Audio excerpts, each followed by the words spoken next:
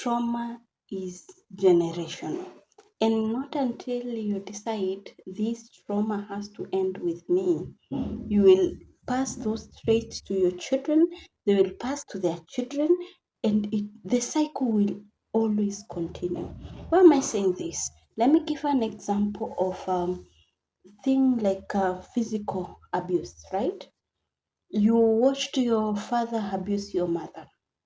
Then you married an abusive parent. What have you perpetuated? You've shown your children that abuse is normal. So don't be surprised when you see your daughter or son being abusive. Don't be surprised when you see your daughter marrying an abuser.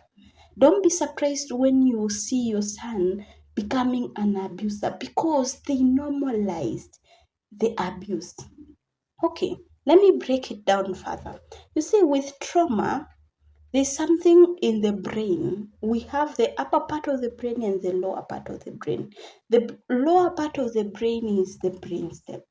Now, in the brainstem, when an abuse occurred, the first incident it's stored.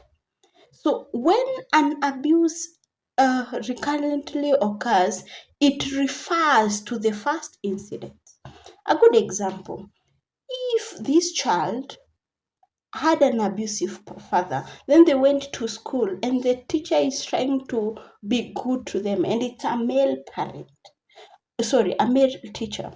You see, this child will associate the teacher with the abusive father. So you can find for the teachers that there are some children that become anxious when you're around.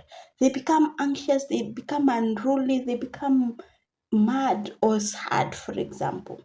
So that is because their initial interaction with a male figure in their lives was abusive. So they try to refer to the first incident. Now, in a female perspective, the father is abusive. The girl has stored in their brainstem that abuse is normal. They go meet someone very handsome, very good person, but the first time the guy slaps her.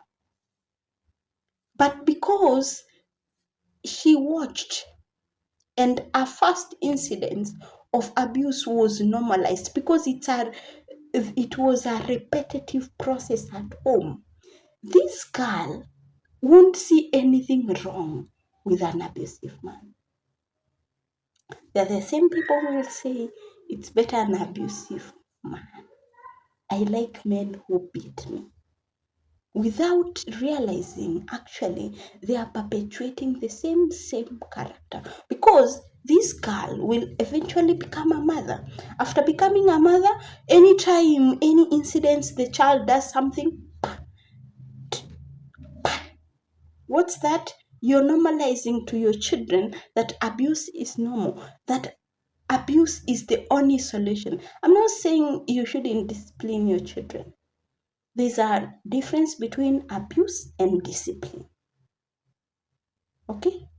But each time you find you're frustrated and you're taking out your frustration on your children, whether they have done something right or wrong, take a step back. Ask yourself, what am I perpetuating here?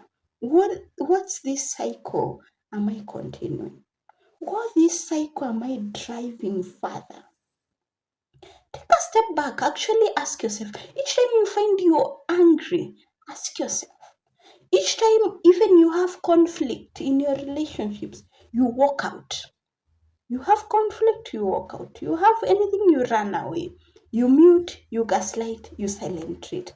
Ask yourself, what's this thing that has been ingrained in my mind that is now maladaptive?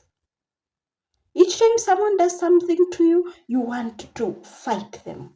Ask yourself, what's that thing that my mind has normalized, which is not normal? Because abuse is not normal. And not until you decide the trauma ends with me, you will never face it. So the trauma has to end.